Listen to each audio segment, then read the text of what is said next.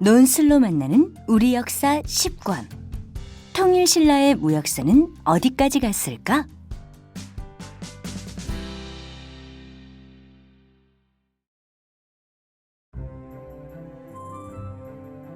여는 이야기. 676년, 신라가 삼국을 통일하면서 이제 남북국 시대가 열립니다. 신라는 사회를 안정시키며 100여 년간 평화롭게 발전해갔습니다. 그러나 9세기에 들어서면서 정치가 혼란스러워지고 가뭄과 홍수 등의 자연재해로 백성들의 삶이 어려워지기 시작했습니다. 무엇보다 신라 사회가 어지러운 틈을 타서 남해안에 나타난 해적이 가장 큰 문제였습니다. 해적에게 잡혀 다른 나라의 노예로 팔려간 신라 사람들은 아이와 노인, 남자와 여자 할 것 없이 힘든 노동에 시달려야 했습니다. 추위와 배고픔에 떨며 살점을 떼어내듯 사정없이 내려치는 매도 견뎌내야 했습니다. 다행히 얼마 후 남해안에는 점차 해적이 사라집니다. 신라는 당나라와 일본을 연결하는 해상 항로를 개척, 청해진을 본거지로 당과 일본을 잇는 중개 무역을 실시합니다. 신라를 괴롭히던 해적은 어떻게 해서 사라진 걸까요? 또 신라는 어떻게 동아시아 무역의 중심지로 거듭날 수 있었을까요?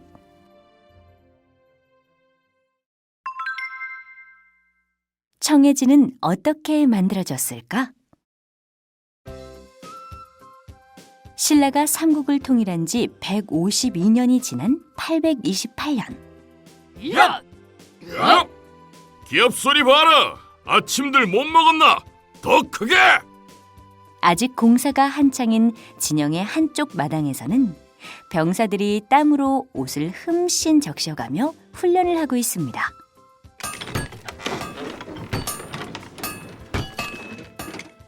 어이, 가게! 그 통나무는 저쪽이야! 서둘러라! 섬의 다른 한편에서는 부두를 만드느라 분주합니다. 여자들은 일꾼과 병사들의 허기를 채울 막걸리와 안주를 나르느라 덩달아 바쁘죠.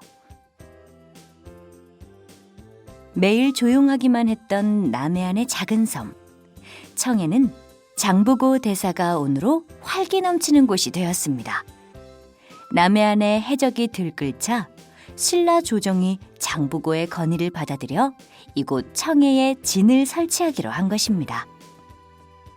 진이란 군사시설이 있는 특별한 곳이죠.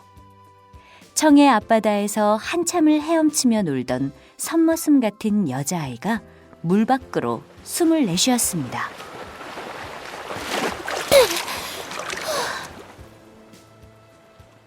가쁜 숨을 들이키고 나자 고개를 두리번거리며 부두를 건설하고 있을 아버지를 찾았습니다. 아버지다! 어머니도 있네! 모경의 아버지는 목수입니다. 그래서 이번 청해진 건설에 어깨가 무겁죠.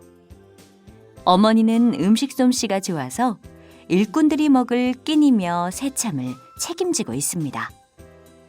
모경은 그런 아버지와 어머니가 자랑스럽습니다. 깜짝 놀래드려야지. 장난기가 발동한 모경은 숨을 크게 들이마시고는 곧장 잠수해서 아버지 쪽으로 다가갔습니다. 아버지! 물 밖으로 튀어나온 모경이 갑자기 뒤에서 부르자 아버지는 그만 막걸리 사발을 떨어뜨리고 말았습니다. 아이고, 깜짝이야! 이 녀석! 아이고, 이를 어째. 다 큰 계집애가 매일 섬머슴같이 이러고 다니니. 머릿수건으로 아버지의 바지를 닦아주면서 어머니가 모경을 나무랐습니다. 모경은 아버지의 안주거리를 입에 집어넣고는 씩 웃으며 물었습니다. 그런데 아버지, 어떻게 해서 이곳 청해에 진을 설치하게 되었어요? 그건 말이지, 나도 들은 건데 말이다. 아버지는 모경을 옆에 앉힌 후 말을 이었습니다. 원래 장보고 대사님은 당나라 장군이었대. 그럼 당나라 사람인가요? 에이, 당나라 사람이라니? 장보고 대사님은 우리 신라 사람이야. 신라 사람이 어떻게 당나라의 장군이 될 수 있어요? 자세한 건 나도 잘 모르겠다. 하여간 뭐 어찌어찌해서 당나라에서 자랐고 그곳에서 장군까지 되셨단다. 게다가 무역으로 돈도 많이 버셨다더구나. 와, 대단하네요. 그래서요? 그런데 어느 날 신라 사람이 해적들에게 잡혀와서 노예로 비참하게 사는 모습을 보고 남해 바다에 들끓는 해적을 없애야겠다고 결심하셨단다. 그래서 신라로 돌아오셨다는구나. 나 같으면 당나라 장군으로 계속 있겠네. 그러니까 얼마나 대단하신 분이냐.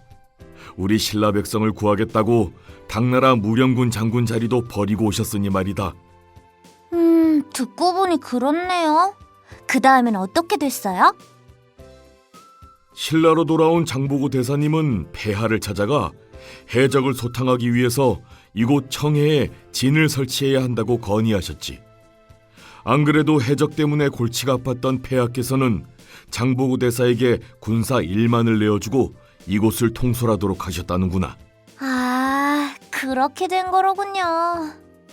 너는 어찌된 계집애가 그런 게 다 궁금하니? 길쌈은 어찌하는지 바느질은 어찌하는지 그런 건 관심 없으면서. 그러게 말이에요. 목영은 다시 물속으로 뛰어들었습니다. 역시 바닷물에 몸을 맡기고 수평선과 그 위에 걸쳐있는 하늘을 바라볼 때가 가장 즐거웠습니다. 이 바다를 건너면 어떤 세상이 있을까?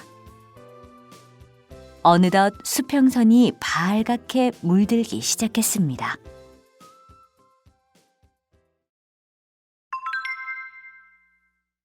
새로운 무역 항로를 어떻게 개척했을까? 청해진도 어느 정도 완성되었으니 지금부터 무역 상단을 모집해야겠다. 무역으로 반드시 우리 신라를 번성하게 할 것이다. 장보고는 과거 당나라에서 무역했던 경험을 바탕으로 이곳 청해진을 무역의 중심지로 만들 계획이었습니다. 상단 뭐지? 모경의 눈이 반짝거렸습니다. 무역 상단이면 다른 나라에 가서 물건을 사고 파는 거지? 너희 아버지처럼. 뭐 그렇지. 형부가 새끼손가락으로 파낸 귓밥을 훅 풀며 그게 뭐 어쨌냐는 듯 말했습니다. 형부는 모경의 소꿉 동무입니다. 멋지다. 형부야, 내가 상단일 돕겠다고 하면 장보고 대사님께서 받아주실까? 글쎄, 상단일 그거 아무나 하는 게 아니야. 내가 몇 번 따라다녀 봤는데 엄청 힘들더라고. 며칠을 고민하던 모경은 용기를 내어 장보고를 찾아갔습니다. 대사님, 대사님께서 무역 상단을 모으신다는 말씀을 들었습니다. 저도 무역 상단에 끼워주세요. 상단에 들어오겠다는 것은 장사꾼이 되겠다는 것이다. 무거운 짐을 짊어지고 저 머나먼 곳에 가서 물건을 사고 팔다 보면 험한 일도 겪게 되고 생각처럼 쉬운 일이 아니야. 모경은 물러설 수 없었습니다. 아니요, 할 수 있습니다. 제가 이래봬도 세문 곧잘하거든요. 물건을 사고 파는 것도 자신 있습니다. 상단 일을 하면서 사람들과 부딪히며 더 넓은 세상을 알아가고 싶습니다. 저를 받아주세요, 대사님. 내 뜻이 정 그렇다면 좋다. 한 달 후 당나라로 가는 배가 출발할 것이다. 그때 보자꾸나. 이히! 괴상한 소리를 지르며 기뻐 날뛰는 모습이 정말 여자아이인지 사내아이인지 헷갈릴 정도였습니다. 한 달 후 장보고의 말대로 청해진 부두에는 당나라로 갈 배가 상단과 물건들을 실어 나를 준비를 하고 있었습니다. 목양은 새벽부터 부두에 나와서 완성된 청해진의 모습을 이리저리 구경했습니다. 이야, 이야, 정말 멋진데? 청해진이 있으니 이제 해적놈들이 절대 못 들어오겠는걸? 모경아, 여기! 너도 왔구나. 모경이 간신히 부모님께 허락을 받자 형보도 아버지를 따라 이번 상단길에 나섰습니다. 이윽고 무역 상단으로 나선 사람들이 하나 둘 모여들었습니다. 그들은 가져온 물품의 종류와 수를 기록한 다음 배에 올랐습니다. 선실 안으로 들어가니 긴 탁자를 가운데 두고 장보고를 비롯하여 상단 행수로 보이는 사람들이 둘러서 있었습니다. 지금까지 배를 타고 당나라로 갈 때는 이 북방 항로를 이용하였다. 장보고의 말에 사람들은 당연한 소리라는 듯 고개를 끄덕였습니다. 그러나 북방 항로는 안전하기는 하지만 여러 섬들을 거쳐가는 길이라 시간이 오래 걸린다. 그래서 이번 상단길은 황해 직항로를 이용할 것이다.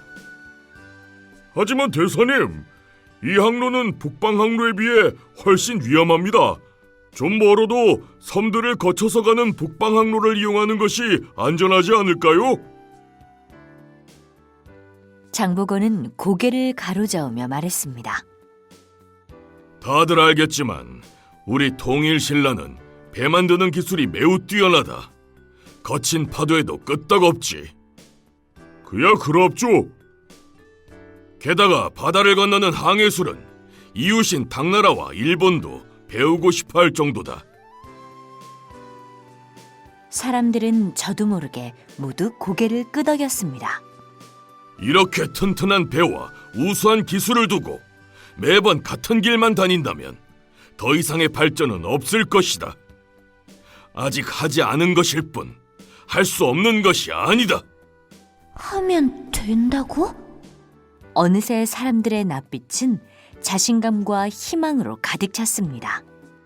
그리고 돌아올 때는 명주에서 출발하여 이 황해 남부 사단 항로를 이용할 것이다.